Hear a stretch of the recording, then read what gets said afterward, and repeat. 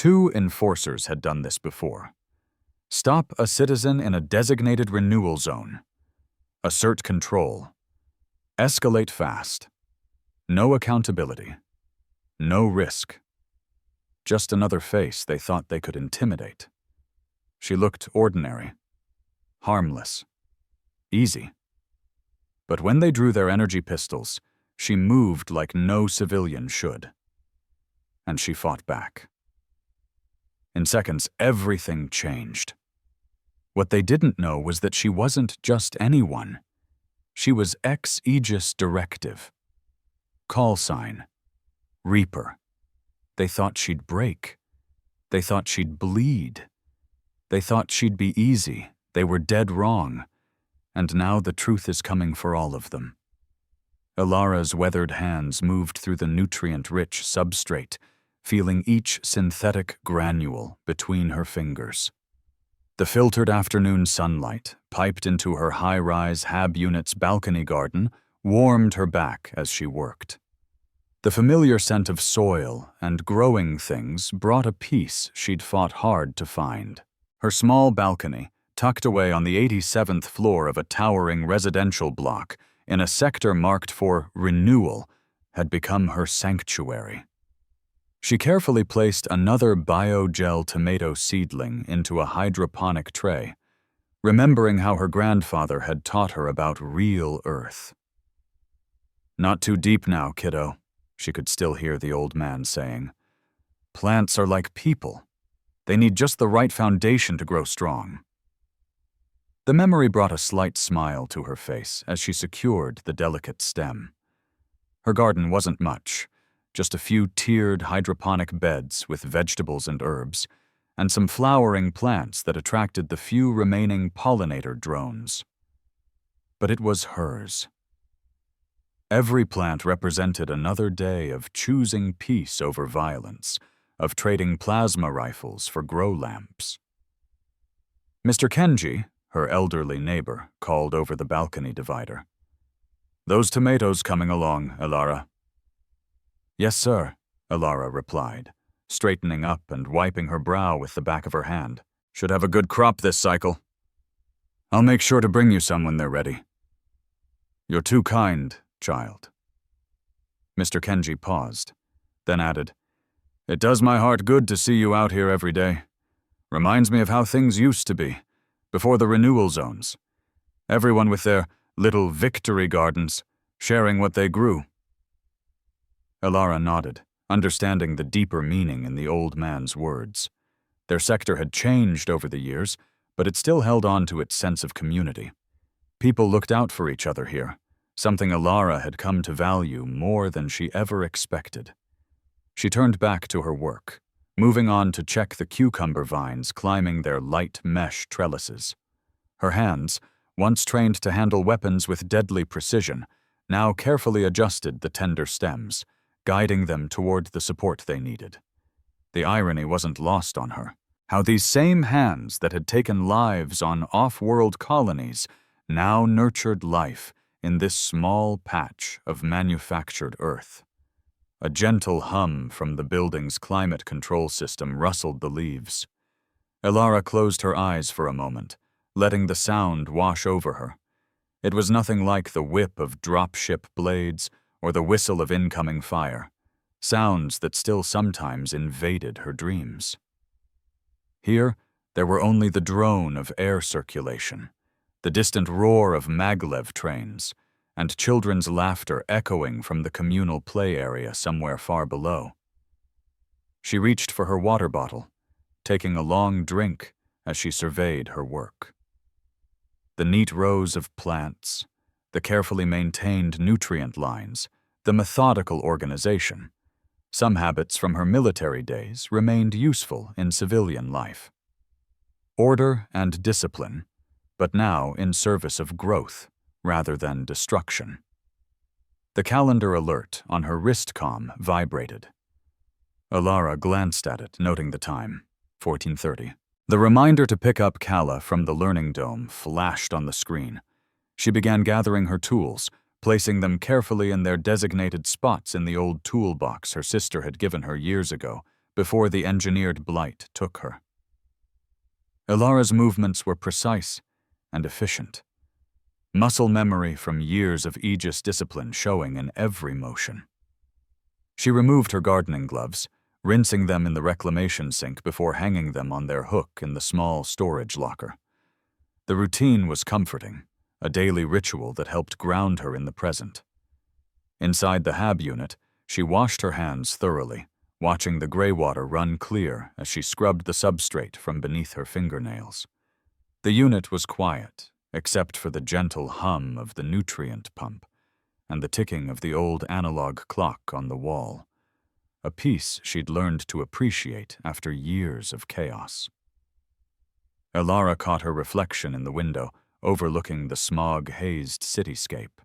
The years had left their marks, silver threading through her dark hair, lines around her eyes that spoke of both laughter and pain. But her posture remained straight, her movements controlled, a lifetime of training impossible to fully shed. She grabbed her keycard from the charging port by the door. The old electric utility truck's fob hung alongside the HAB unit key and the small locker key. Each one represented a piece of her new life. Home, transportation, purpose. Simple things that had seemed impossible during her years of service. The door hissed open slightly as she stepped into the sterile hallway. Ilara made a mental note to check the pneumatic seal later. Her old utility truck was parked in its designated charging bay in the communal garage. Its faded gray paint was honest about its age, but it was reliable and, most importantly, completely off the city's network, like its owner. She'd chosen it specifically because it was ordinary, forgettable, a far cry from the armored personnel carriers of her past. She walked down the corridor to the elevator, the keys jingling softly in her hand. The sector was quiet at this hour. Most people still at their corporate-assigned jobs or in the domes. A few levels down, a maintenance drone buzzed past, and she nodded at its optical sensor in a gesture of habit. Ilara appreciated the simple normalcy of the moment. The truck's door opened with a familiar groan as Ilara climbed in, settling into the worn seat. She'd need to pick up Kala from the learning dome. Then maybe they'd stop at the synth protein vendor on the way home. Normal plans for a normal day. She swiped the keycard, and the electric engine hummed to life with its characteristic quiet purr. Ilara pulled up to the learning dome, just as students began streaming out of the gleaming chrome and glass building. She spotted Kala immediately, her niece's bright red data slate case standing out in the crowd of gray and blue uniforms. The girl's face lit up when she saw the familiar gray truck, and she jogged over, her cybernetically enhanced braids glinting with each step. "Hey, Auntie," Kala said, climbing into the passenger seat. She tossed her data slate in the back and plugged her seatbelt into the port. "You smell like substrate again." "That's the smell of honest work," Ilara replied with a small smile. "Unlike that neurophysics exam you were supposed to have today. How'd that go?" Kala groaned dramatically, slumping in her seat. "Can we talk about something else? Like dinner, maybe?" "That bad, huh?" Ilara pulled away from the curb, navigating through the after-school maglev bus traffic. "And here I was thinking about making your favorite tonight, my spicy lentil protein stir-fry." "Really?" Kala perked up instantly. "With the snap peas from your garden?" "Mm-hmm. But maybe I should reconsider, given that neurophysics exam." "No fair. I studied really hard, I swear. Instructor Valerius just makes everything so complicated." Kala pulled out her comlink, scrolling through messages. "Besides, I got an A+ on my historical warfare paper last week. That should count for something, right?" Ilara chuckled, making the turn onto Sector 7's main thoroughfare. "We'll see. How about we stop at the market and pick up some—" "Auntie?" Kala's voice suddenly changed, tension creeping in. "There's a warden cruiser behind us." Alara checked her side-view camera feed. A tactical Warden cruiser had appeared, following closely. Too closely. She maintained her speed, exactly at the limit, hands steady on the wheel. "It's fine. Just stay calm." The cruiser's energy lights flashed on. Alara signaled and pulled over smoothly, stopping in front of an old, abandoned manufacturing plant just 2 blocks from their residential tower. She powered down the engine and placed both hands on top of the steering wheel. Visible. 2 enforcers approached, one on each side of the truck. The one on the driver's side, older, with hard eyes and a swagger in his step, tapped on her window with his stun baton. Alara pressed the button to lower it. "ID and registration," he demanded without preamble, his tone sharp and hostile. "May I ask why I was stopped, Warden?" Alara kept her voice steady, neutral. "I said ID and registration."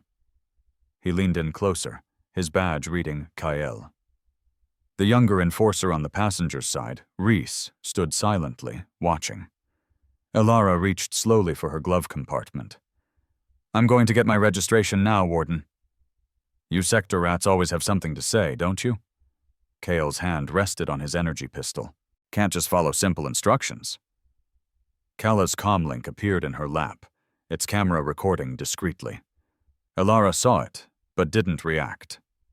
"My ID card is in my back pocket. I'm going to reach for it now."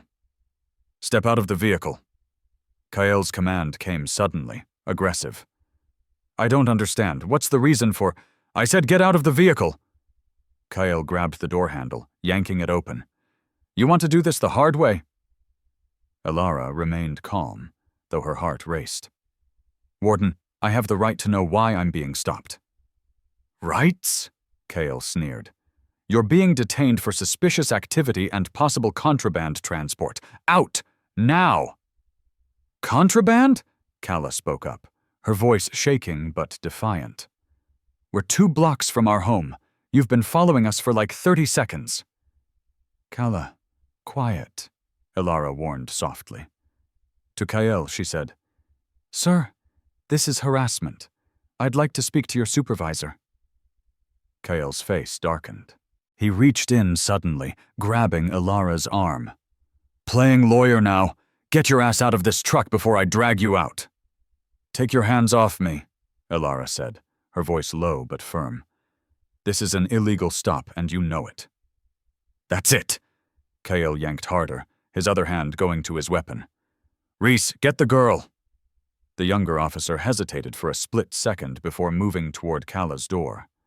Kala held her comlink higher now, openly filming. "Don't you touch her!" Alara warned, still maintaining her composure, even as Kael tried to pull her from the truck. "Put that comm down!" Kael shouted at Kala. "That's evidence tampering." "This is assault!" Kala shot back, her voice trembling but determined. "We have rights!" Kael's face contorted with rage. He released Alara's arm, only to draw his energy pistol in one fluid motion. "She's reaching!" he suddenly yelled, though Alara hadn't moved. "Gun, gun!" The sound of his plasma pistol charging shattered the afternoon quiet. When authority breaks its own rules, is following orders still the right thing to do? What would you have done in Enforcer Reese's position? We all want to believe we'd do the right thing, but faced with a superior's rage and the power of a uniform, the choice becomes terrifyingly real. Time slowed to a crawl as Kael's finger squeezed the trigger. Alara's body moved before her mind could process, years of training taking over like muscle memory. She twisted away from the energy bolt's path, her left hand grabbing Kael's wrist while her right struck his elbow. The gun clattered to the pavement. Kael's eyes widened in shock as Alara flowed from the truck like water, using his own momentum to flip him onto his back. The impact knocked the wind from his lungs with a heavy whoosh. His gun was in Alara's hands before he could even gasp for air. "Kala, down!" Alara commanded, her voice sharp and clear. Kala ducked just as another enforcer, one who had just arrived as silent backup, rounded the truck's hood. weapon drawn. Elara fired 2 precise shots from Kyle pistol, setting it to the lowest stun setting. The energy bolts struck each of the arriving officers' thighs, disabling but not seriously injuring them. They crumpled to the ground, spasming and groaning. Enforcer Reese stood frozen, his hand hovering over his holster, but not drawing. "Don't!" Elara warned him, her voice carrying the weight of absolute authority. Reese's hand dropped to his side. The entire exchange had taken less than 5 seconds. "Kala, to me. Stay low." Elara maintained her aim on the downed officers, while Kala scrambled out of the passenger side. "Behind me, now!" Kala pressed against her aunt's back, trembling but still gripping her comlink. My God, she whispered. Elara began backing them away from the scene, moving with practiced efficiency. Her eyes never stopped scanning. Rooftops, windows, possible cover points. She looked nothing like the quiet gardener now. Every movement was precise, economical, lethal.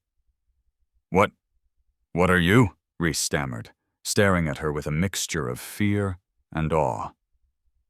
Elara didn't answer. She guided Kala behind a parked cargo hauler, still covering their retreat. Citizens were beginning to peer out of windows and doorways, drawn by the commotion. "Inside!" Elara called out to them. "Everyone inside, now!" The streets emptied immediately. Kyle pushed himself to his knees, synth blood trickling from where his head had hit the pavement. "Officer down!" he screamed into his comm, his voice raw with rage and humiliation. "Shots fired! Suspect is armed and dangerous!" Elara heard sirens in the distance. They had maybe 2 minutes before backup arrived. She spotted the service gate to Mr. Kenji's building slightly ajar, 3 towers down. The old man always left it unlatched during his afternoon air quality checks. "Kala, when I say run, you go straight through that service corridor and take the back freight elevator. Don't stop until you reach Archivist Theron's sanctuary. Understand?" Kala nodded, her whole body shaking, but her jaw set with determination. "You're not getting away with this," Kale snarled, trying to stand but wobbling unsteadily. "You're dead, you hear me? Dead." "Enforcer Reese," Elara called out, ignoring Kale completely. "You saw what really happened here. Remember that." Reese swallowed hard, looking between Elara and his raging superior officer. Something shifted in his eyes. Recognition, perhaps, of the choice now laid before him. "Run," Elara whispered to Kala. They sprinted in perfect sync, Elara keeping her body between Kala and the enforcers until they reached the gate. They slipped through just as the first backup unit screamed around the corner. Kale grabbed his comm again, face purple with fury. "All units! Armed suspect fleeing on foot! Sector 7, female, mid-50s, Aegis-level training. She ambushed us during a routine stop. Attempted murder of a warden. Terminate on sight. I repeat, terminate on sight." Kyle twisted the truth in an instant to protect himself. Have you ever seen a lie spread faster than the truth? It makes you wonder what official stories we accept without question, especially when they come from a uniform and are shouted with authority. A lie spoken loud enough can become a weapon. Enforcer Reese watched his superior continue shouting into the comm, embellishing the story with each passing second. The truth of what he'd witnessed burned in his mind. An innocent woman defending herself and her niece from an unprovoked attack. But Kyle was already crafting the official narrative, and Reese knew speaking up now would mean the end of his career. Or worse. "She had a weapon stashed!" Kyle was yelling now, pacing despite his dizziness. "Planned the whole thing. Tried to execute me. Point blank." His hands shook as he touched the back of his head, fingers coming away bloody. The injury seemed to fuel his rage even further. More units arrived, enforcers spilling out with plasma rifles and tactical gear. Kale pointed them toward different search routes, his voice getting louder and more frenzied with each order. Find her. I want every HAB unit, every service tunnel, every goddamn hydroponic garden checked. That terrorist doesn't leave this sector alive. Reese stood rooted to the spot, still staring at the empty gateway where Alara and Kala had disappeared. He'd never seen anyone move like that, with such precise, controlled violence, like a force of nature contained in human form. The memory of her eyes in that moment haunted him. Clear, focused, utterly without fear. He looked down at the two stunned officers being loaded into med shuttles, their injuries painful but expertly placed to avoid any permanent damage. She could have killed them all easily. Instead, she'd shown restraint, even while defending herself. "Reese!"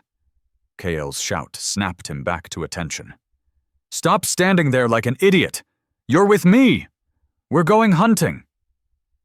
As Kyle stormed off to coordinate the search, Reese touched the body camera on his chest, wondering if it had captured the truth, and what that truth might cost him. Alara and Kala, huddled in the dim light of Archivist Theron's hidden sanctuary, located deep in the sub-levels of an old library. The ancient, lead-lined walls muffled the sound of sirens wailing through the sector streets far above. Kala sat on a worn couch, still shaking, while Alara stood at a small, periscopic monitor checking for movement in the tunnels. Archivist Theron descended the spiral staircase with 3 steaming cups of herbal tea. "The wardens are going block by block," he reported quietly. "But they won't come here without a corporate warrant. This library is sovereign ground, one of the last few. Sanctuary still means something." "Thank you, Theron," Alara said, accepting a cup, but not drinking. Her posture remained rigid, alert. Kala wrapped her hands around the warm mug, staring at her aunt. The quiet gardener who grew tomatoes and read old print books had transformed into someone else entirely, someone dangerous and skilled. The image of Alara disarming Warden Kale played over and over in her mind. "Who are you?" Kala finally asked, her voice barely above a whisper. "Really?" Alara turned from the monitor, her shoulders heavy with the weight of secrets long buried. She met Kala's eyes, seeing fear mixed with confusion and awe. "I'm still your aunt," Alara said softly. "That hasn't changed." "But what I saw," Kala set down her tea. "That wasn't just self-defense, that was Aegis Directive, Special Forces or something." Archivist Theron settled into an old armchair, his presence steady and calming. "Perhaps it's time for truth, Alara. The girl has seen too much to keep hiding." Alara sighed deeply, then pulled up a wooden chair across from Kala. "I served 20 years in the Aegis Directive, but not in any unit you'd find in the public records." "Reaper," Kala said, making Alara's eyebrows rise slightly. "The call sign from your historical warfare paper I borrowed for my project." "I'm not stupid, Aunt Alara," Kala continued. "The way you moved, how you stunned those officers to wound but not kill, that's elite training." A ghost of a smile crossed Alara's face. "You always were too smart for your own good." Kala pulled out her data slate, her fingers flying across the screen. "And I've been doing some digging while we've been down here. There's not much about you in regular Aegis databases, but—" She turned the slate to show Alara. "I found some ghost files. Had to use a few backdoor algorithms to decrypt them." Alara's face darkened as she saw the heavily redacted document. One word stood out clearly. "Reaper." "Your call sign," Kala stated. Alara nodded slowly. "I led a special operations unit, counter-corporate espionage, hostage rescue, classified missions in places that officially didn't exist." She rubbed her hands together, as if trying to wash away old stains. "I thought I'd left that life behind." "Why didn't you ever tell me?" to protect you. The things I did. The things I saw. Ilara's voice caught. When your mother died, I promised to give you a normal life. No violence. No looking over your shoulder. Kala scrolled through more documents on her slate. These mission reports. Most are blacked out. But the dates, the locations... Her eyes widened. You were there during the Cygnus X-1 uprising and the Titan colony collapse. Kala, Ilara warned. Some things are better left buried. But you're a hero, Kala protested. You saved people. Ilara's face hardened. I was a weapon, pointed at whatever target my superiors chose. Sometimes the lines between right and wrong got very blurry. She leaned forward, taking Kala's hands. That's why I chose peace. Why I started growing things instead of destroying them. Ilara tried to bury her violent past to create a peaceful life. But can we ever truly escape who we once were? Is it better to confront our past head-on, or is there wisdom in letting it stay buried? Kala thinks her aunt is a hero, but Ilara sees herself as a weapon. Perhaps we are all a little of both. Archivist Theron cleared his throat. The universe works in mysterious ways, Ilara. Perhaps your skills were preserved for just such a moment as this. I won't go back to being that person, Ilara said firmly.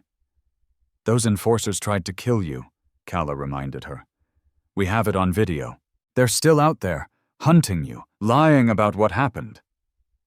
Ilara stood and paced the small room.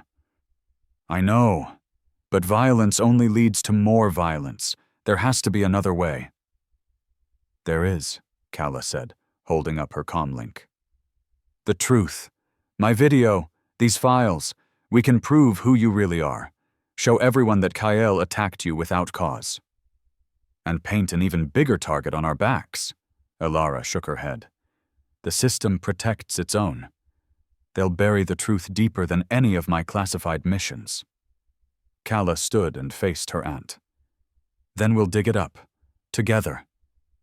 You taught me to stand up to bullies, remember? To fight for what's right?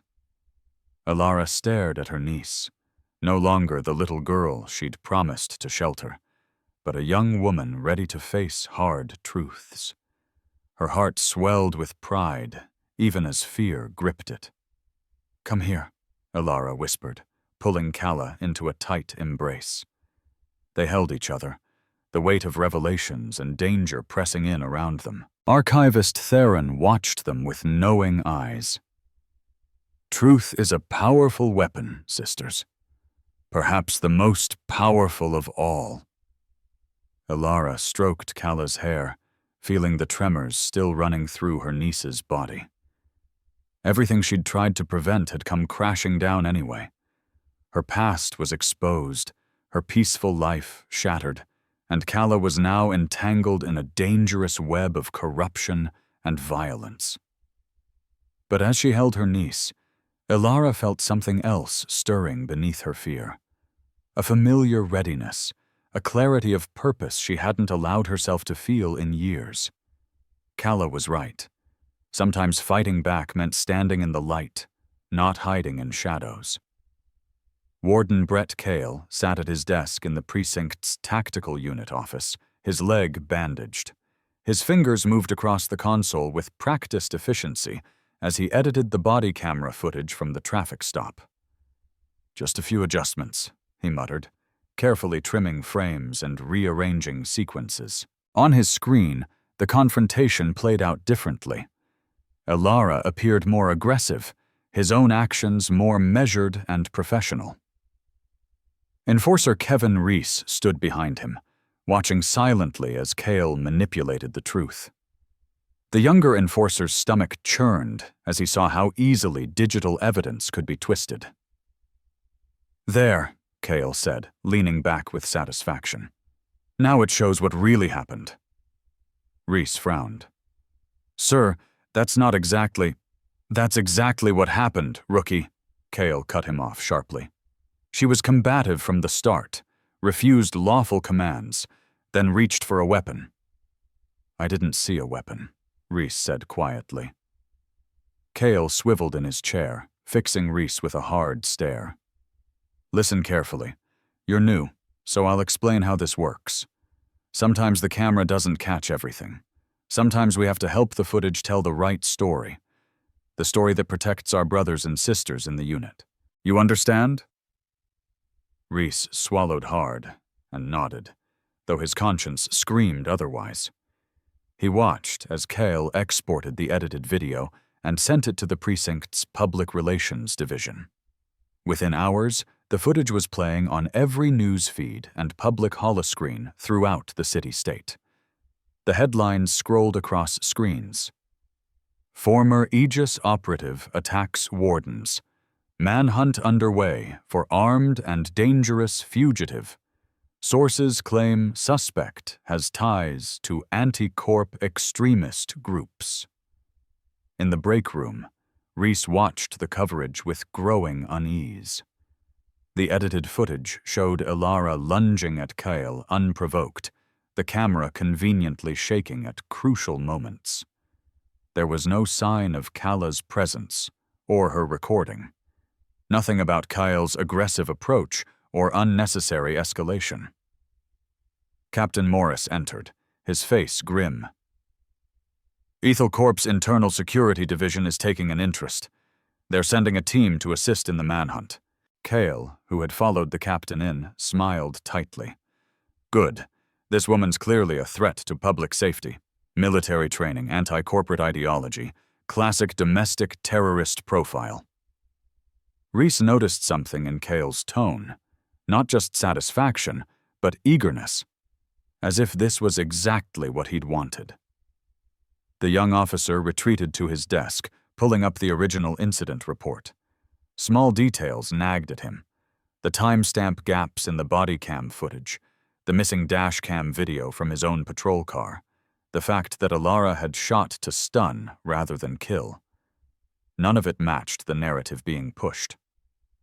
His computer pinged with a new email, an intelligence bulletin showing Ilara's military service record. Most of it was heavily redacted, but what remained painted a picture of an exemplary soldier with multiple commendations, not the profile of someone who would attack officers without cause. Across the precinct, comlinks rang constantly as tips poured in. Tactical teams geared up for raids. K-9 drones patrolled the skyways of Ilara's sector. The machinery of law enforcement was spinning up to full power, all focused on one target. At his desk, Kyle made call after call, coordinating with corporate security and media contacts. His leg wound seemed forgotten in his zealous pursuit. Reese overheard fragments of conversations that made little sense, references to property developers, clearance operations, and cleaning up the sector. A system designed to protect was being used to displace people for profit. It's a stark reminder to always ask, who benefits? When a narrative is pushed this hard, you have to look past the story being told and find the one being hidden. Have you ever felt like a pawn in someone else's game? As evening fell, unmarked vehicles began arriving at the precinct. Men in tactical gear, but with no identifying insignia, corporate mercenaries, moved through the building with quiet purpose. Reese watched them disappear into closed-door meetings with Kyle and senior officers. In the library's sanctuary, archivist Theron descended the stairs with urgent news. His usually calm face was etched with worry. "They're mobilizing everything," he reported. "Not just local wardens. Corporate agents, tactical teams, surveillance drones. Word from my contacts is they're treating this like a major counter-terrorism operation." Ilara stood by the periscope, her posture tense. "They're not just coming for me. They're using this as an excuse for something bigger." "My sources say the same," Theron agreed. "This goes beyond a traffic stop gone wrong. They're coming for you, Ilara. Big time. And they're bringing enough firepower to take down a small army." Kala clutched her comlink, the unedited video of the stop safely encrypted inside. They're trying to bury the truth under a mountain of lies. No, Ilara corrected grimly. They're trying to bury me. Through the monitor, they could see more unmarked vehicles rolling slowly through the darkening skyways. The hunt was intensifying. The machine was in motion. And Ilara, the gardener, aunt, and former Aegis Reaper, had become the target of forces far beyond a corrupt local warden with a grudge. The pre-dawn darkness cloaked Ilara's residential block in shadows. She sat alert in her HAB unit's living room, fully dressed, watching the street-level camera feed on a small monitor. Kala dozed fitfully on the couch nearby, their emergency bags packed and ready. Ilara's trained ears caught it first. The subtle whisper of anti-grav vehicles rolling in with lights off, the soft crunch of boots on the walkway below, the metallic clicks of plasma rifles being armed. Kala, she whispered, gently shaking her niece's shoulder. Time to move. The teenager was instantly awake, grabbing her backpack with practiced efficiency. They'd drilled this dozens of times since the traffic stop.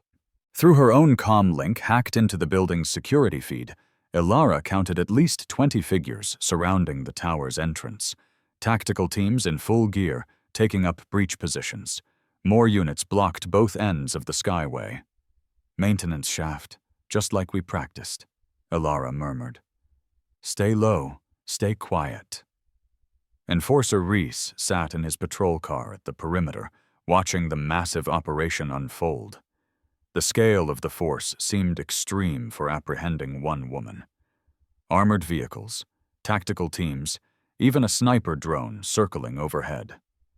All units in position, crackled his radio. Execute on my mark. Inside, Ilara led Kala through the darkness toward their escape route. She'd prepared for this, disabling the HAB unit's silent alarm, creating a false loop on the door sensor, and loosening a panel in the rear wall that led to the building's old, unmonitored service shafts. The front door of her unit exploded inward with a thunderous crash. Flashbangs detonated, flooding the main room with blinding light and deafening sound. Armed officers poured in, sweeping with laser-sighted weapons. Clear! Voices shouted. Moving to the bedroom! But Ilara and Kala were already slipping through the narrow service shaft, using the dense network of pipes and conduits as cover. Ilara had mapped every shadow, every concealed path in the building's infrastructure. Reese watched the raid team systematically tear through Ilara's home. They kicked in doors, smashed personal belongings, and upended her hydroponic garden, destroying her plants. The violence of it shocked him. This wasn't law enforcement. It was destruction. Target not here, someone shouted over the radio. Check the balcony! More crashes, more splintering of her handcrafted furniture, more shouts of frustration. Through his windshield, Reese noticed movement in a dark service alley 2 blocks down, a shadow passing between buildings. He squinted but said nothing into his radio. His hand hesitated over the transmit button. They brought overwhelming force to crush one woman, turning a neighborhood into a war zone. When does a manhunt become an act of terror? What's the line between security and oppression? For Reese, that line was no longer blurry. It had been crossed, and he was on the wrong side. Ilara guided Kala through the darkness with hand signals she'd taught her. Stop. Wait. Move now. The teenager followed perfectly, her footsteps silent on the metal grating. They reached the sublevel just as searchlights began sweeping the alleys above. Ilara pulled Kala behind a large power converter seconds before a tactical team rushed past. Spread out, a commander ordered. They have to be close. Reese stepped out of his car, watching the organized chaos unfold. Neighbors emerged onto their balconies, filming with comlinks.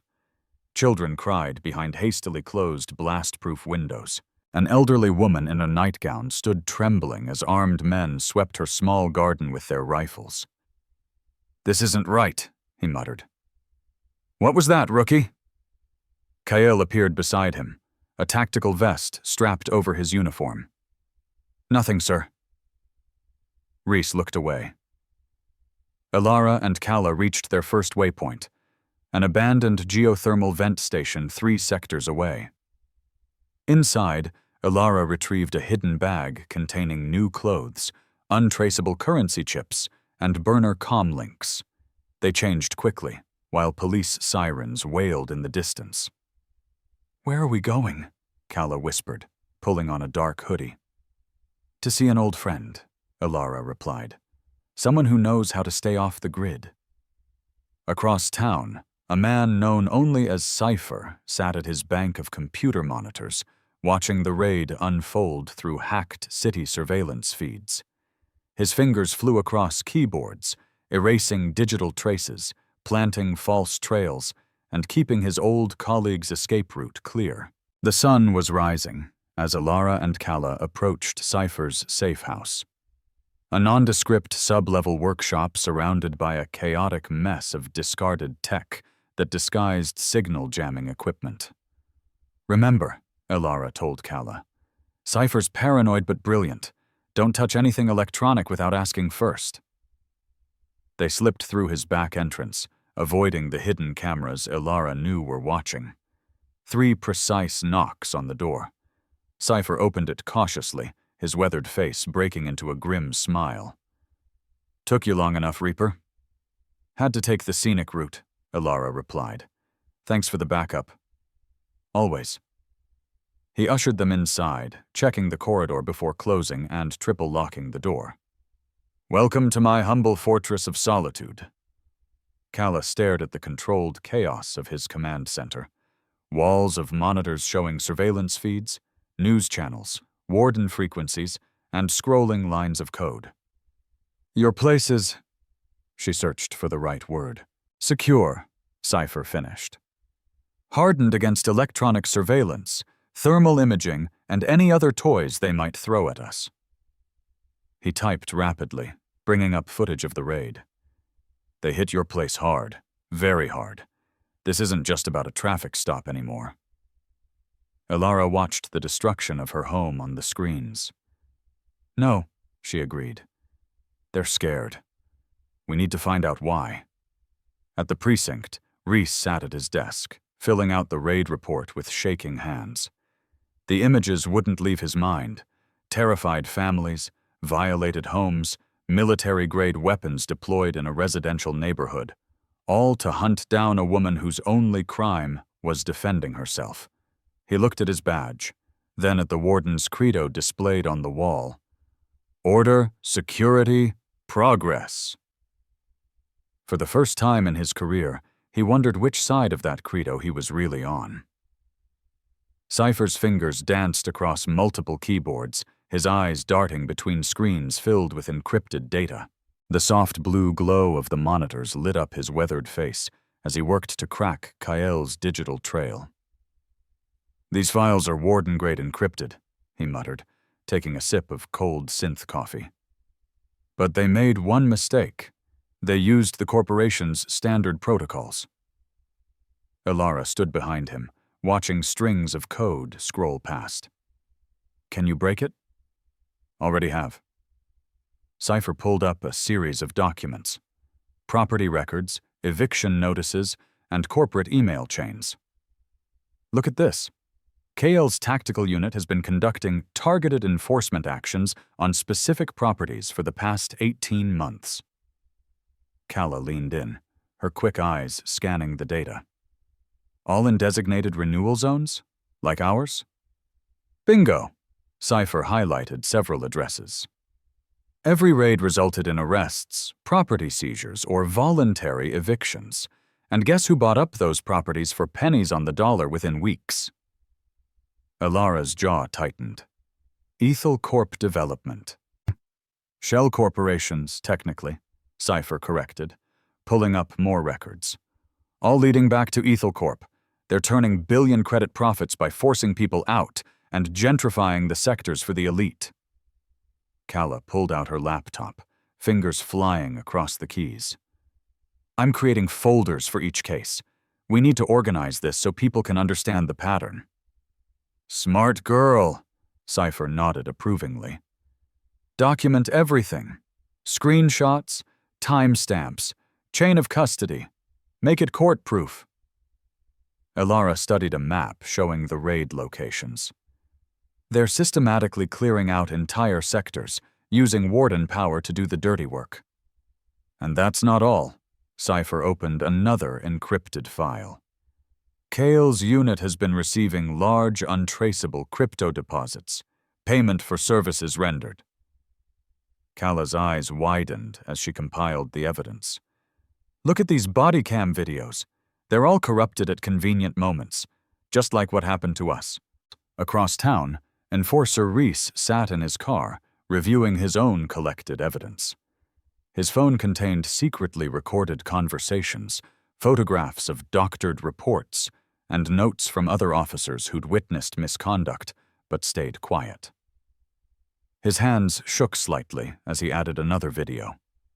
Kyle bragging about cleaning up the neighborhood while accepting a crypto stick from a corporate liaison. Back at Cypher's workshop, Kala organized the digital evidence into clear, compelling folders. I'm linking everything to a secure, decentralized server. Even if they shut us down, the files will stay safe. Good thinking, Cypher said. But they'll try to discredit it all as fake news or hacked data. That's why we need live witnesses, Elara added. People speaking their truth in public. Kala pulled up the city's public access network. There's a city council meeting next week. It's being broadcast live on the public feed and streamed everywhere. Cypher checked the details.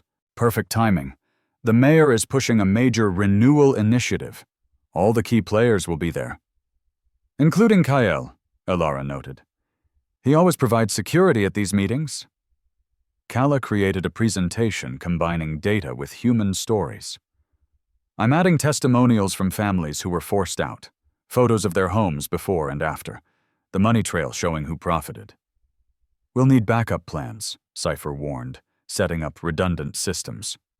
They'll try to shut down the stream, cut the power, anything to stop the truth from getting out. Already on it. Kala held up multiple data chips.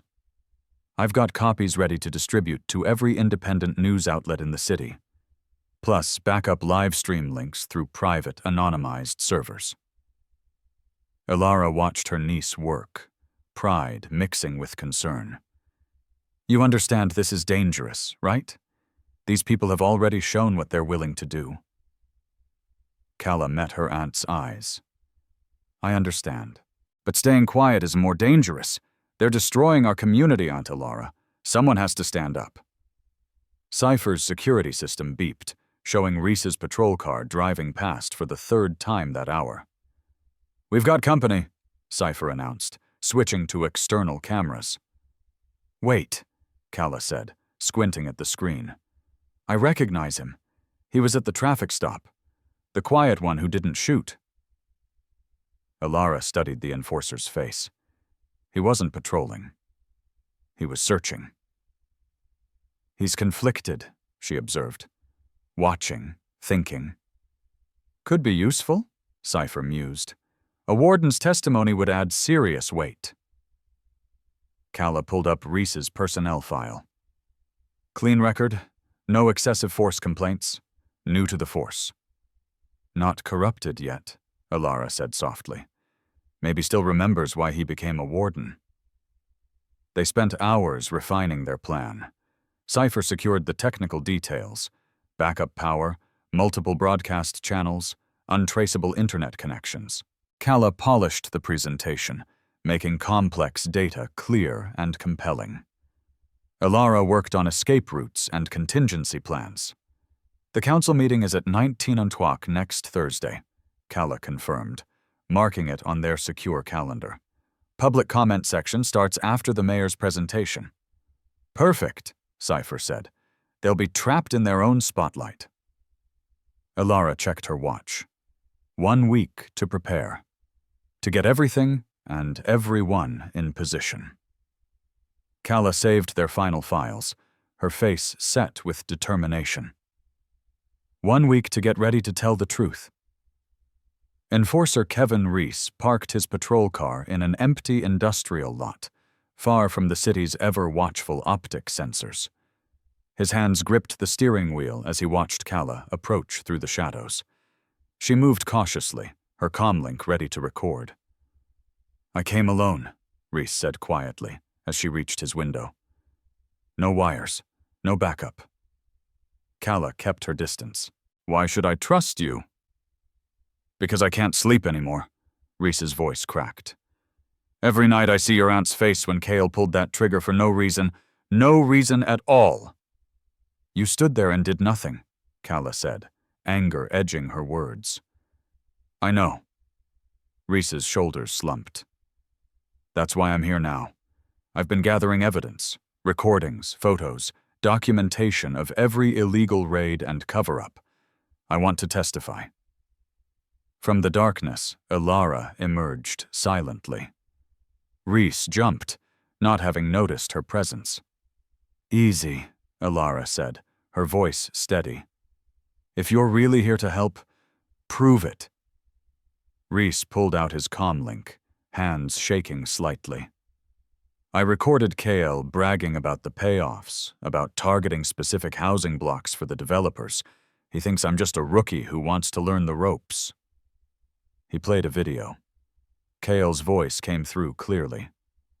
"These people don't deserve these properties anyway. We're doing the city a favor, cleaning things up, and making good money doing it." Calla studied the video carefully. "This is real. High quality, too." "I've got more," Reese said. "Much more. Body cam footage they thought they'd deleted. Bank records. Names of other officers involved." Alara's expression remained neutral. "Why now? Why risk your career?" "Because this isn't what I signed up for," Reese met her gaze. "I wanted to help people, protect communities, not terrorize them for profit." Calla looked at her aunt. "We need his testimony. A warden speaking out will make people listen." "It's also dangerous," Alara warned. "For all of us." "I know the risks," Reese insisted. "But someone has to stand up. These aren't just files and cases. They're families, homes, lives being destroyed." Inside Cypher's safe house, they reviewed Reese's evidence.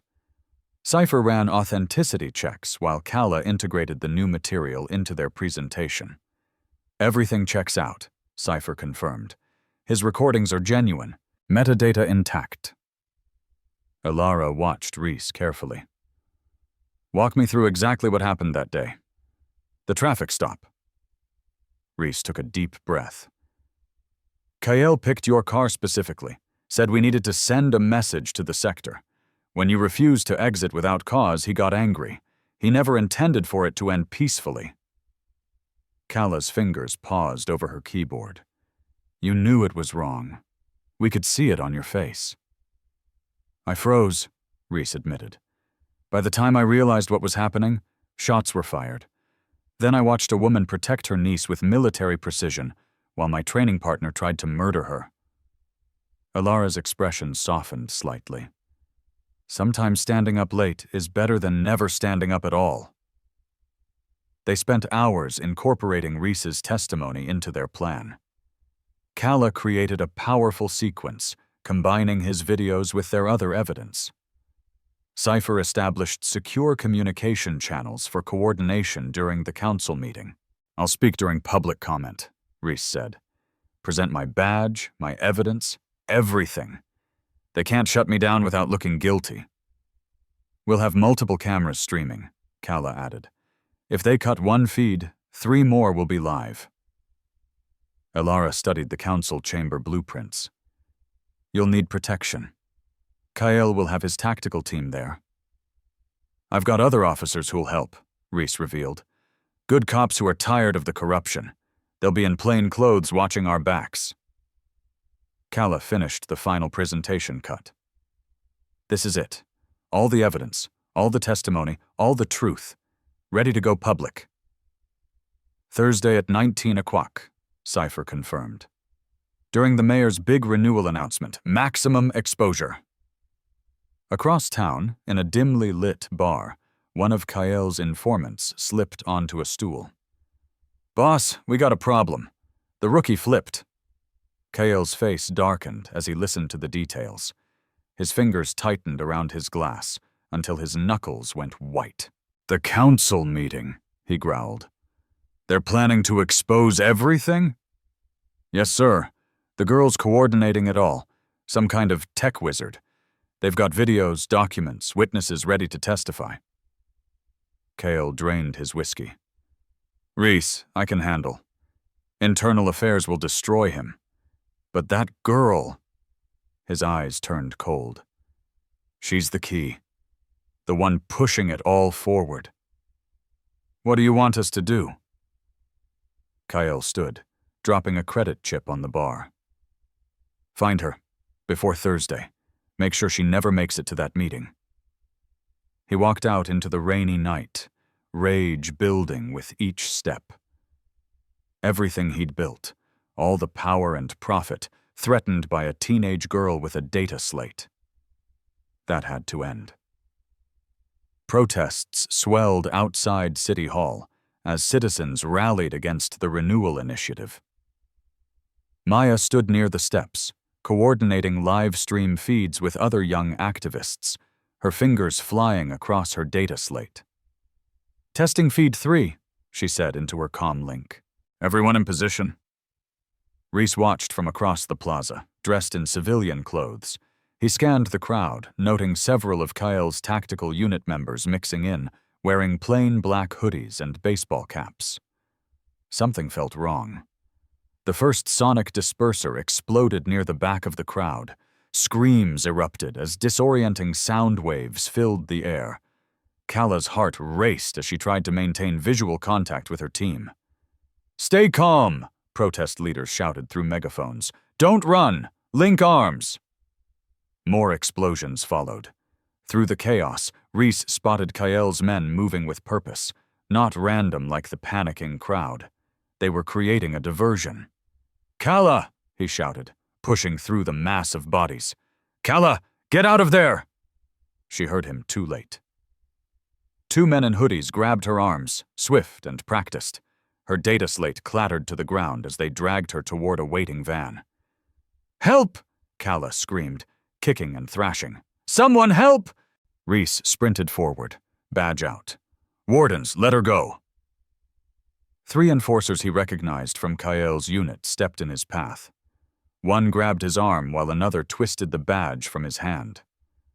Stand down, rookie, the biggest one growled. This isn't your business. She's a minor. Reese struggled against their grip.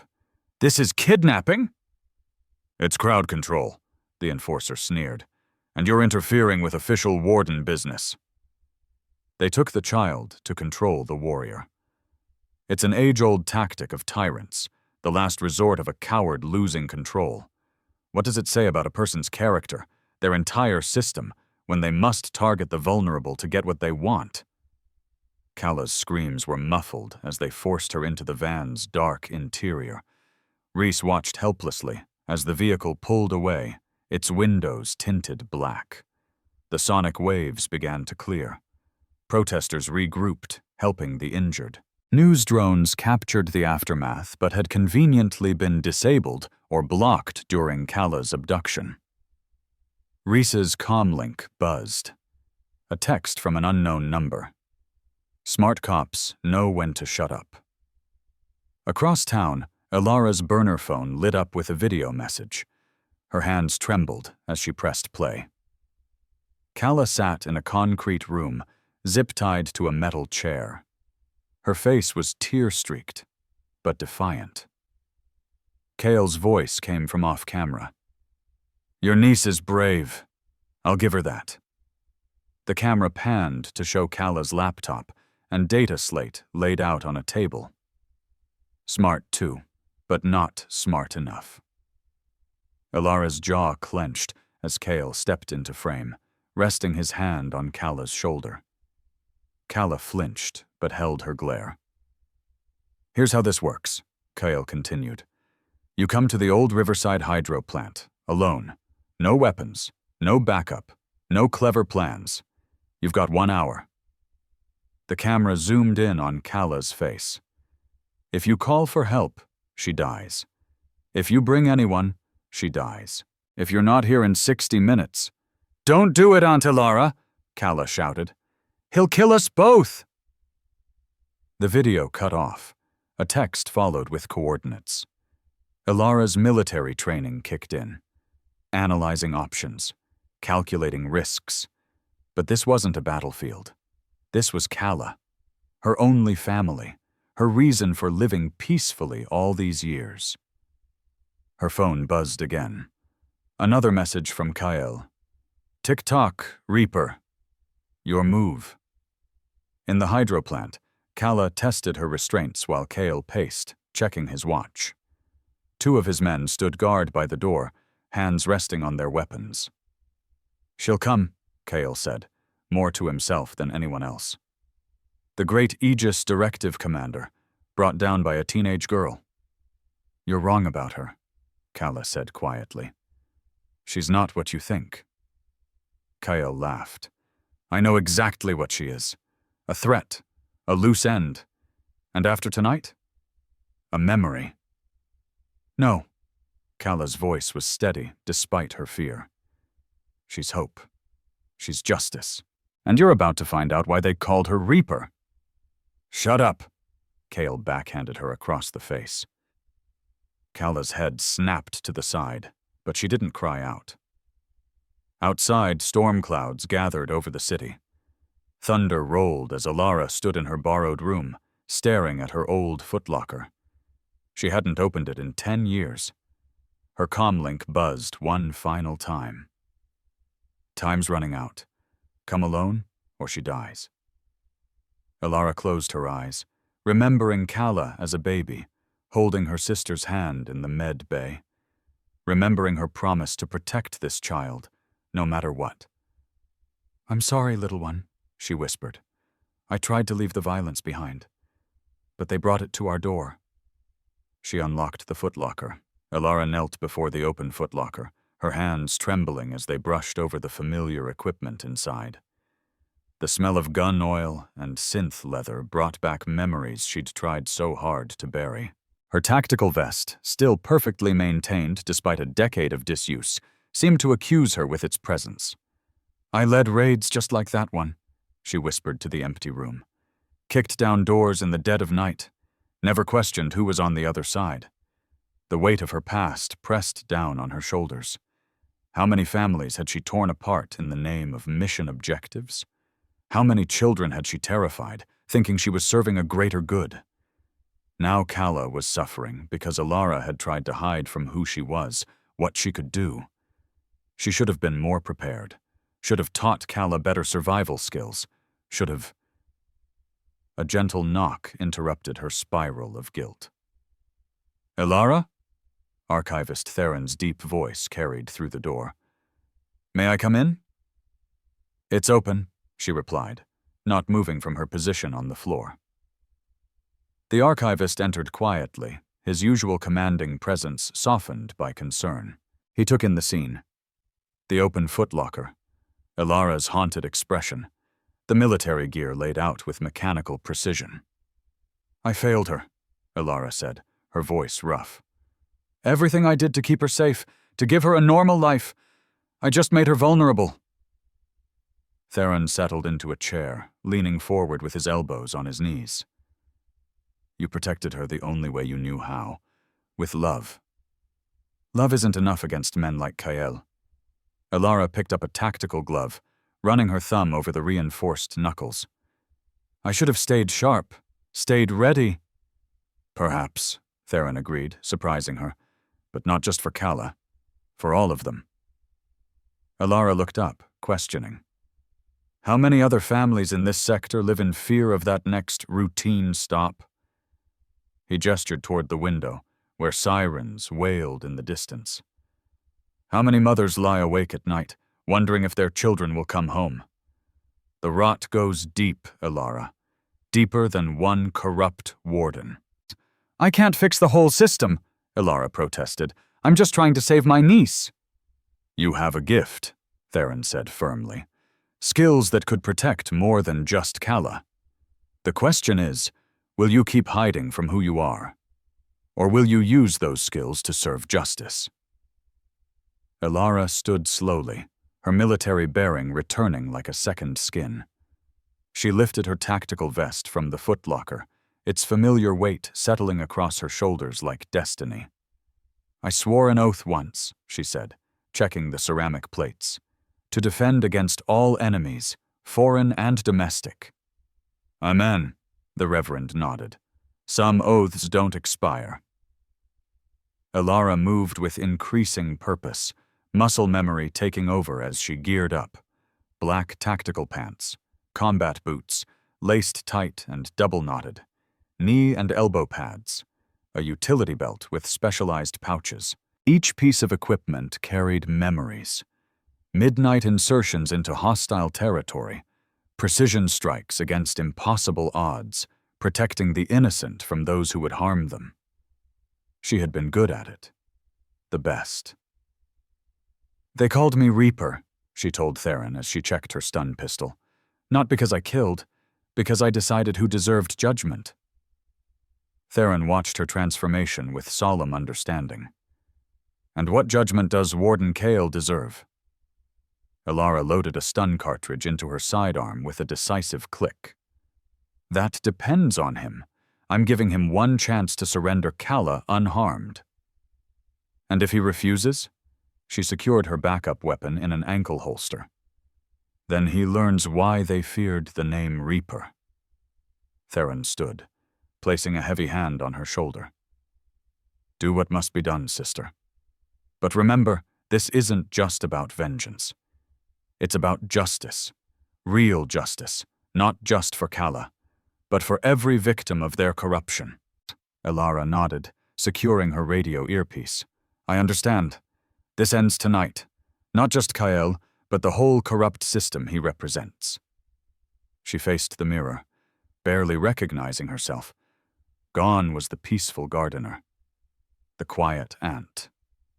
In her place stood a warrior, honed by years of combat and tempered by righteous purpose. I'll need evidence, she said, checking her tactical watch. Everything they've done, everyone they've hurt. Can you help get the word out? Leave it to me, Theron promised. When the truth comes to light, the whole city will see them for what they are. Elara pulled on her gloves, flexing her fingers until the synth leather creaked. Each weapon found its place. Each tool secured exactly where muscle memory would find it. She moved like liquid shadow. Every motion efficient and deadly. Kala first, she said, her voice carrying the quiet authority that had once commanded elite soldiers.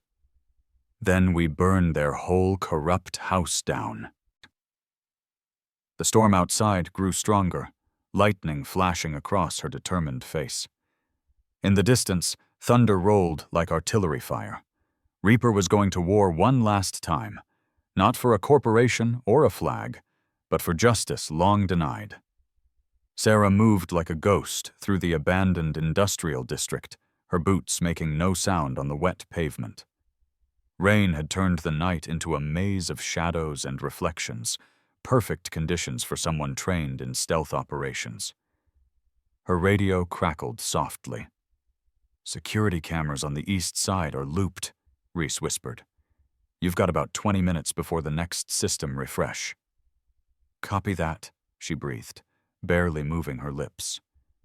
The young officer had proven his worth, feeding her intel from inside the corrupt system.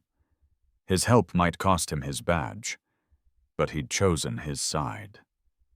Elara pressed herself against a brick wall, letting her dark clothing blend with the shadows. 2 guards passed by, their boots splashing through puddles. They were sloppy, talking loudly, weapons held carelessly. Not professionals, just Kael's thugs with badges. She waited until they rounded the corner, then moved. The lock on the side door gave way to her electronic picks in seconds. Inside, the hydro plant smelled of rust and ozone. Metal catwalks crisscrossed overhead, and old machinery cast strange shadows in the dim emergency lighting. 3 hostiles on the ground floor, Reese updated. 2 more upstairs. Kael's keeping Kala in the old foreman's office. Elara unholstered her tranquilizer gun. No killing. Not unless absolutely necessary. The first guard never saw her coming. She caught him from behind, one hand over his mouth while the dart found his neck. She lowered his unconscious body silently to the floor. The second guard was facing away, scrolling on his comlink. Amateur. The dart took him in the shoulder, and he slumped against a support beam without a sound.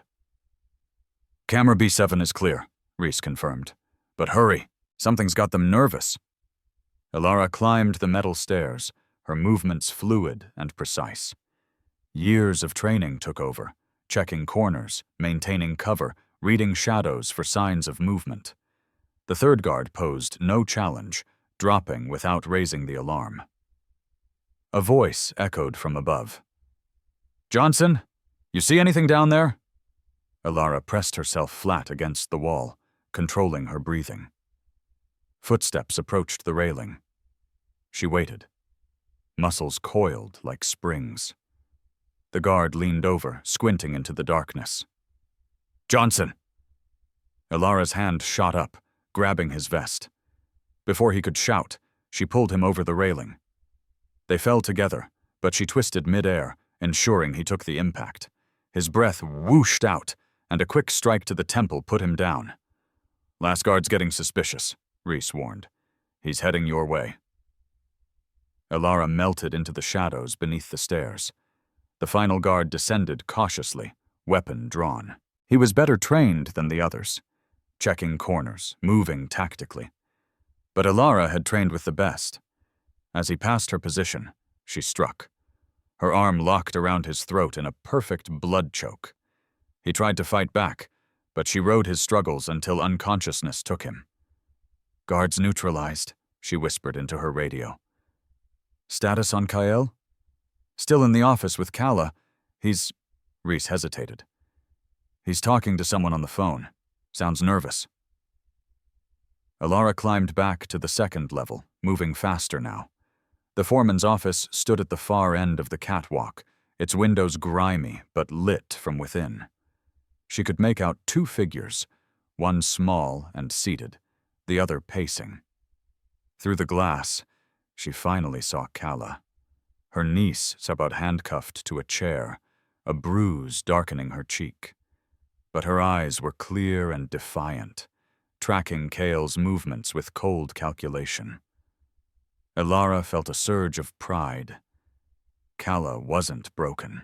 Kael stalked back and forth, gesturing with his service weapon as he spoke into his phone. No, you listen! This got too hot. I want extraction now. I don't care about the operation. She's going to... He spun toward the window, and Elara ducked below the sill. Her heart pounded, not with fear, but with controlled rage. The bruise on Kala's face. The way Kael waved his gun around. Every instinct screamed to burst in and end him. But Aegis training ran deeper than instinct. She took slow breaths, calming her pulse. Emotion was the enemy of precision. She needed to be cold, calculated, like the Reaper they'd named her after. Elara, Reese's voice was urgent in her ear. Multiple vehicles approaching. Looks like Kael's corporate backup is coming. She checked her watch.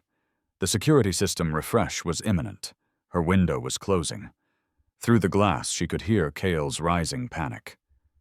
Just get here. She's not like the others. She's Aegis or something. Professional, if she finds us. Too late, Elara whispered, though he couldn't hear her. She positioned herself beside the office door, ready to breach. Kala was alive. Kyle was unstable. The endgame was about to begin. She keyed her radio one last time. "Reese, if this goes bad, make sure the truth gets out. All of it." "It won't go bad," he replied firmly. "You've got this, Commander." Elara allowed herself a grim smile. Time to show Warden Kyle why they called her Reaper. Elara had the power and the justification to end Kyle's life right there, but she hesitated. Is justice about retribution? About an eye for an eye? Or is it something more? What choice would you have made in that moment, knowing the world was watching? The silence stretched like a wire about to snap. Sarah's muscles coiled. Ready. Harley's finger tightened on the trigger. The first plasma bolt sizzled through the air. Elara was already moving, rolling behind a stack of corroded metal crates as more bolts vaporized concrete where she'd stood seconds before. The acrid smell of ozone filled the air. "You can't hide forever," Kale taunted, advancing slowly. "I've got the gun, remember?" Elara's eyes darted around the space, taking in angles and cover points. A heavy hydro spanner lay discarded near her boot. She grabbed it, calculating the trajectory. When Kyle stepped past a support beam, she hurled the spanner hard to her left. It crashed into a panel of gauges with a shower of sparks. Kyle spun toward the noise, exactly as she'd planned. Elara burst from cover, closing the distance in 3 swift strides. Her hand clamped around his gun wrist, twisting sharply. The weapon clattered to the floor as Kyle howled in pain. He recovered quickly, throwing a wild haymaker at her head. Elara slipped the punch and countered with a precise strike to his solar plexus. But Kyle fought dirty. As she stepped in, his knee drove up toward her groin. Elara barely blocked in time. "That all you got?" he snarled, pulling something from his belt. A black stun baton that crackled with electricity. The weapon hummed through the air inches from Elara's face. She felt the static raise the hair on her neck as she weaved backward. Kyle pressed forward, swinging the baton in vicious arcs. When Elara tried to close the distance, he gouged at her eyes with his free hand. She caught his hand and applied crushing pressure to the nerve cluster in his wrist. Kale grunted but managed to slam the stun baton into her ribs. Electricity jolted through her body. Elara's muscles spasmed, but she didn't let go. Instead, she used the pain to fuel her next move. They crashed into a narrow hallway, trading brutal strikes. Elara read the architecture instantly. When Kyle lunged with the baton, she planted one foot on the wall, using it to launch herself into a devastating roundhouse kick. Her boot connected with his jaw with a satisfying crack. Kyle staggered, spitting blood. The fight spilled back into the main hydro plant bay. Elara's trained eye spotted the weakness in Kyle's stance. He was favoring his left leg slightly. She dropped low, sweeping his vulnerable knee with clinical precision. Cartilage popped. Kale roared in agony as the joint gave way. But even injured, he was dangerous. Near a control console, he caught Elara with a lucky strike that sent her crashing into a bank of conduit pipes. Pain exploded across her back. He pressed his advantage, wrapping massive hands around her throat. "Not so tough now, are you?" he sneered, squeezing. Elara's vision started to dim. Her fingers scrabbled against the wall behind her, finding a loose power cable. In one fluid motion, she ripped it free and looped it around Kyle's neck. She pulled tight, using the cable as a garrote. Kyle's grip loosened as he clawed at the cord, cutting off his air. Elara maintained steady pressure, watching his face turn red, then purple. She could end him right here. After everything he'd done, that was justice, right? Revenge? Just before consciousness left him, she released the pressure. Kyle collapsed in a heap, wheezing desperately. Elara grabbed his collar, and dragged his semi-conscious body back to the central room where Kala waited. Her niece had already freed herself from the restraints and was working on something with a comlink. "You okay?" Alara asked, checking Kala's bruised face. "Better than him," Kala replied, with grim satisfaction. She held up a small device she'd affixed to Alara's collar, showing an active data stream. "The body cam I built. We're living 3, 2, 1. Kyle stirred, blinking groggily. A smirk crossed his battered face. "Doesn't matter what you do to me. System protects its own. You got nothing." "Look again," Alara said, pointing to the small red light blinking on her collar. "You're live to every major news feed and social media platform in the city. So let's talk about what you've really been doing in this sector." The blood drained from Kale's face as he finally noticed the recording light. His eyes darted around like a trapped animal's. Alara leaned in close, her voice steel and ice. "Say it all. Every family you evicted. Every bribe you took. Every raid you faked. The world is watching." 2 weeks after Kael's live-streamed confession, the basement of archivist Theron's library buzzed with energy. Folding chairs filled every available space, packed with neighbors eager to learn and share. Cypher stood at a makeshift podium, his normally reserved demeanor animated as he taught basic cybersecurity. "Your comlink is both a weapon and a shield," he explained, pointing to the projection behind him. "Today, we're learning how to protect ourselves digitally while documenting truth." Kala sat in the front row, adding her own insights about social media encryption and secure file sharing. She'd become the sector's go-to tech expert, turning her experience into a force for change. The bruises on her face had faded, but her determination had only grown stronger. Alara watched from the back, content to observe. She'd turned down 3 corporate security job offers and a formal reinstatement request from a newly formed Citizens Oversight Committee. Her garden needed tending, and her community needed her more. "The system only works when we make it work for us," Cypher continued, showing slides of successful civilian accountability programs. "Knowledge is power, but only if we share it." Archivist Theron moved through the crowd, offering coffee and encouragement. He'd transformed the library into a community center, hosting everything from legal aid clinics to self-defense classes. The walls, once bare, now displayed photos of successful protests and community victories. Kevin Reese slipped in through the side door, still looking slightly uncomfortable in civilian clothes. After testifying against Kyle and Ethel Corp., he'd been dishonorably discharged. But the neighborhood had embraced him. Now he taught workshops on citizen rights during warden encounters, turning his insider knowledge into a shield for the community. "Hey," he said quietly, taking a seat next to Alara. "Still feel strange being on this side?" "Good strange or bad strange?" Alara asked, studying his face. "Good, really good." Reese watched as Kala helped an elderly woman secure her comlink's privacy settings. "I'm finally doing what I signed up for, protecting people."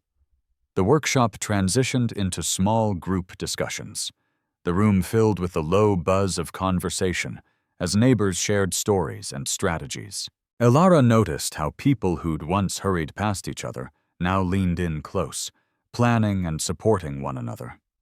Cypher joined them in the back, wiping sweat from his forehead. "We've got 4 more sectors asking for similar programs," he said. "Word's spreading." "Let it spread," Alara replied. "The more people know, the harder it is to hide the truth." Through the basement windows, they could see people gathering in the library courtyard for the afternoon rally. Hand-painted signs leaned against benches. "Our sectors, our stories. Truth can't be buried." Kala bounded over, her data slate tucked under one arm. "The live stream setup is ready," she announced. We're going to broadcast the whole rally, show everyone what real community power looks like. Elara squeezed her niece's shoulder, proud of how Calla had transformed her trauma into purpose. The teenager had started a youth media collective, teaching other kids how to document and share their reality safely and effectively. "Archivist," Elara called as Theron passed by. "How many people are we expecting today?" "More than last time," he smiled. "And not just our sector. People are coming from all over the city. They want to learn how we did it." "How we're doing it," Elara corrected gently. "This isn't finished." Outside, the crowd was growing. Families set up folding chairs and shared homemade food. The atmosphere was determined but peaceful, exactly what Elara had fought for. Reese helped set up the sound system, showing others how to position cameras to capture warden behavior at public events. His presence was a powerful symbol of change, proof that conscience could overcome conditioning. "You know," Cypher said quietly to Elara, "this is a different kind of victory than what we used to fight for. Slower, deeper." Elara nodded, watching her community transform fear into strength. Every workshop, every rally, every shared meal was another brick in the foundation they were building. Not just resistance, but renaissance. Calla's voice came through the speakers, testing the sound system. "Check 1, 2, can everyone hear me?" The crowd responded with cheers and raised fists. The filtered afternoon sun warmed Elara's face as she stepped outside. Her garden would need attention soon. The tomatoes were almost ready for harvest. But for now, she watched her neighborhood write its own story, one truth at a time. Archivist Theron took the microphone, his deep voice carrying across the courtyard. "We gather today, not just to remember what happened, but to celebrate what's happening. Look around you. This is what justice looks like. This is what community looks like." The crowd murmured in agreement. Elara saw faces she'd known for years now, shining with new purpose. The same streets that had once felt like a trap now hummed with possibility.